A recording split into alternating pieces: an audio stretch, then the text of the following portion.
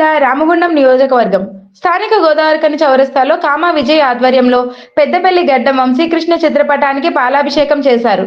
సింగరేణి కార్మికుల పెన్షన్ పథకం గత 3 దశాబ్దాలుగా పూర్తిగా నిర్లక్ష్యానికి గురైందని కేంద్ర మంత్రిగా పనిచేసిన కాకా వెంకటస్వామి గారు ఈ పథకాన్ని ప్రారంభించినప్పటికీ ఆ తర్వాత ఒక్క రూపాయి కూడా పెన్షన్ పెరగలేదని, పెద్దపల్లి ఎంపీ గడ్డం వంశీకృష్ణ కేంద్ర మంత్రులను, సింగరేణి అధికారులను కలిసి 140 కోట్ల పెన్షన్ ఫండ్కు వచ్చేలా కృషి చేసిన గడ్డం వంశీకృష్ణ గారికి పాలాభిషేకం చేశామని నాయకులు రాచకొండ కోటీశ్వర్లు ఈ సందర్భంగా మాట్లాడుతూ, పెద్దపల్లి పార్లమెంట్ సభ్యులు గడ్డం వంశీకృష్ణ గారు గెలిచినప్పటి నుంచి అనేక సమస్యలపై పోరాటం చేస్తూ గత సంవత్సరం నుంచి రిటైర్డ్ కార్మికుల కోసం పోరాటం చేస్తున్నాడు.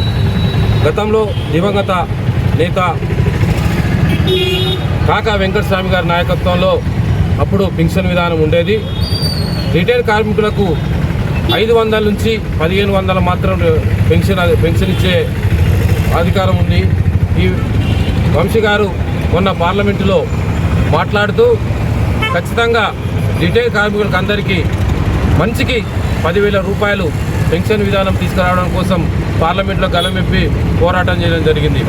అదేవిధంగా సింగరేణి వ్యాప్తంగా ఈ గోదావరి పారిశ్రామిక ప్రాంతమైన 13 డివిజన్లలో ఒక టన్నుకు సింగరేణి ఉత్పత్తి చేసే బొగ్గు టన్ను పైన 20 రూపాయలు అంటే సుమారు 140 లక్షల కోట్ల రూపాయలు 140 కోట్ల రూపాయలు ఈ కార్మికుల ఫండ్కు కార్పొరేట్ ఫండ్కు ఇవ్వడం జరుగుతుంది. ఈ విధంగా కార్మికులకు ప్రతి సంవత్సరం 10,000 రూపాయలు పెన్షన్ విధానం రావాలని గడ్డం వంశీకృష్ణ పార్లమెంట్లో పోరాటం చేసినందుకు ఈరోజు చౌరస్తాలో వారికి కాంగ్రెస్ నాయకులు మా కాంగ్రెస్ ఆధ్వర్యంలో పాలాభిషేకం చేయడం జరిగింది. ఈ కార్యక్రమంలో కామా విజయ్, మల్లేష్ యాదవ్, తిప్పారావు మధు, పోరం నరేందర్ రెడ్డి, జావీద్ సంపత్, మహేష్, రాకేష్, వినోద్, రవి, మెహబూబ్ తదితరులు పాల్గొన్నారు.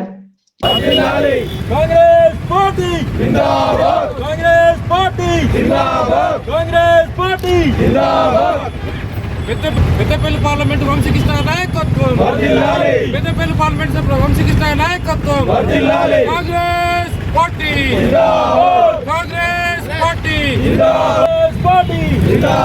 కాంగ్రెస్ పార్టీ, గడ్డం వంశీకృష్ణ గారి నాయకత్వం, గడ్డం వంశీకృష్ణ గారి నాయకత్వం, వంశీకృష్ణ గారి నాయకత్వం, కాంగ్రెస్ పార్టీ, గడ్డం వంశీకృష్ణ నాయకత్వం, కాంగ్రెస్ పార్టీ, గడ్డం వంశీకృష్ణ నాయకత్వం, జిందాబాద్ జిందాబాద్, గడ్డం వంశీకృష్ణ గారి నాయకత్వం.